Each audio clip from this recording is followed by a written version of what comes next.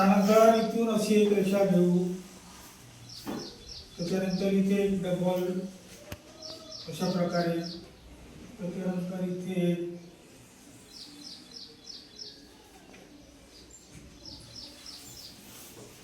त्याच्यानंतर इथे सुद्धा पुन्हा डबल रेषा घेऊ.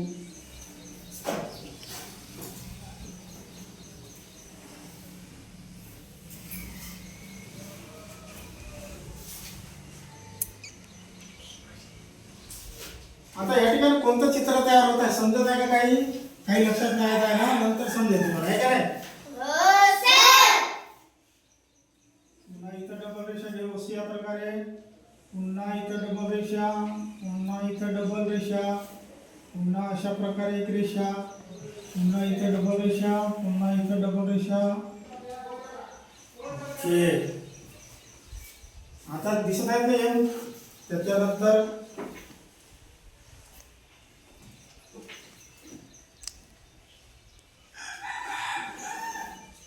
अशा प्रकारे चौकोन घेऊ, पण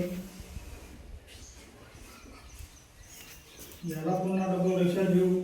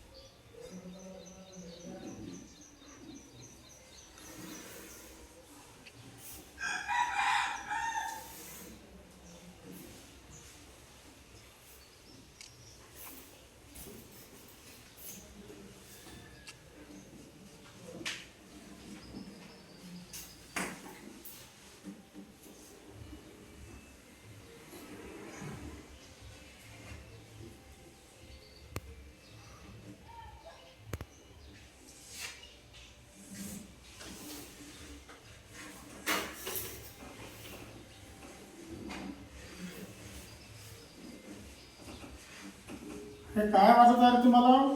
गमला. गमला, गमला म्हणजे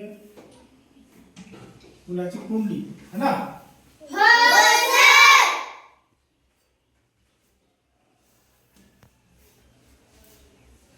त्याच्यानंतर इथे सरळ एक रेष घ्यायची, त्याच्यानंतर याला सरळ एक रेष घ्यायची, अशी थोडी गोल फिरवू आपण.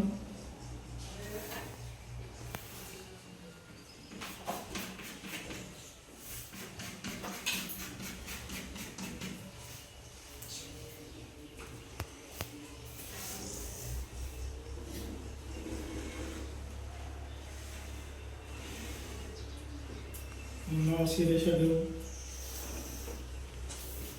त्याच्यानंतर याला सरळ रेषा अशी घ्यायची, त्याच्यानंतर याला सरळ रेषा अशी घ्यायची.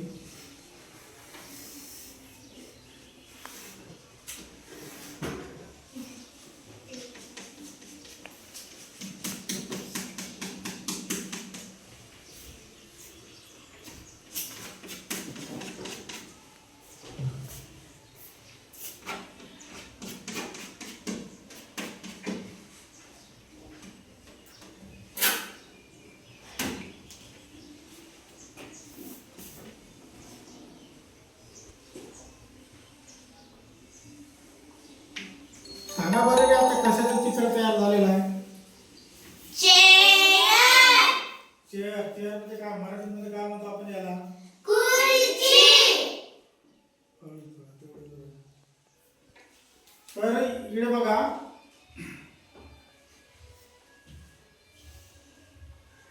तर इकडे बघा, सुरुवातीला आपण या ठिकाणी काय लिहिलं होतं माहिती आहे का तुम्हाला? काय लिहिलं होतं? एम.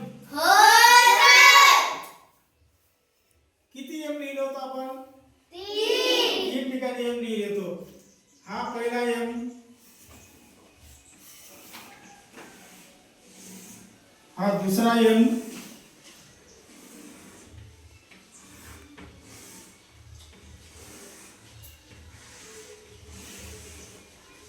नंतर हा तिसरा एम.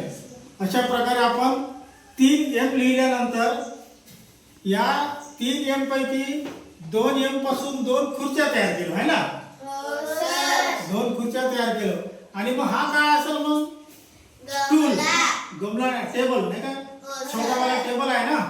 या टेबलवर काय ठेवलेलं आहे? पुष्पगुच्छ ठेवलेला आहे. एका कुंडीमध्ये आहे ना, एका कुंडीमध्ये पुष्पगुच्छ म्हणजे एका गमल्यामध्ये किंवा फुलदाणी म्हणतात याला आपण, आहे का, फुलदाणीमध्ये फूल ठेवलेलं आहे.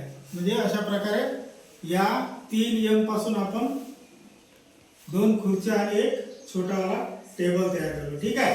आणि उद्या आपण N पासून किंवा O पासून अजून कोणत्या प्रकारचे म्हणजे वस्तू किंवा चित्र तयार करता येतील ते आपण उद्या पाहू.